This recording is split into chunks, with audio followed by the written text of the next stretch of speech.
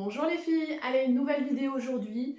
Aujourd'hui je voudrais vous expliquer pourquoi je ne change pas de couleur de page tout le temps à chaque page de scrap. Alors, pourquoi? Parce que en fait quand je scrape, enfin pourquoi je scrape déjà? C'est pour faire mes albums photos. C'est pas seulement pour le plaisir de scraper, bien sûr je l'ai, mais c'est vraiment dans cette idée de faire mes albums, ces albums que je vais regarder en famille, que je vais montrer à ma famille et qu'on va feuilleter régulièrement.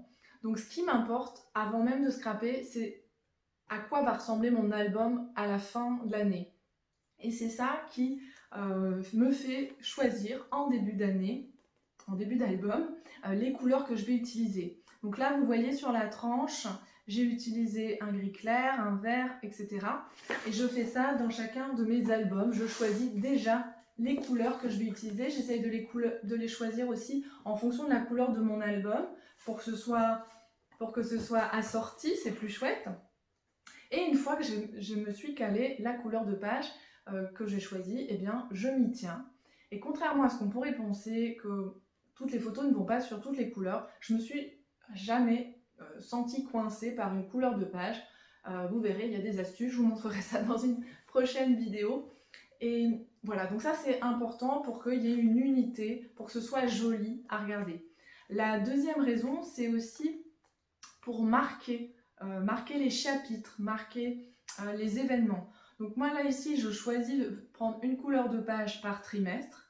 On peut très bien choisir une couleur de page par mois ou une couleur de page par événement. Et vous verrez que pour les lecteurs de vos albums, eh bien, ça sera beaucoup plus clair si vous avez une couleur pour votre randonnée, une autre couleur pour votre sortie à Euro Disney, une autre couleur, etc. pour le mariage de votre cousine.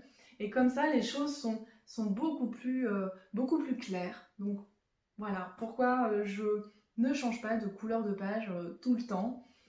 Et puis aussi, je travaille dans l'ordre chronologique, donc ça m'aide. Je n'ai pas de... Voilà, je peux vraiment me projeter sur une couleur facilement. Voilà mesdames pour mes astuces de scrap, en espérant qu'elles vous soient utiles et qu'elles puissent vous aider. Après, à vous de choisir vos couleurs et votre logique aussi d'album que vous voulez réaliser. À bientôt pour d'autres vidéos. Abonnez-vous à ma chaîne YouTube. Ciao, ciao!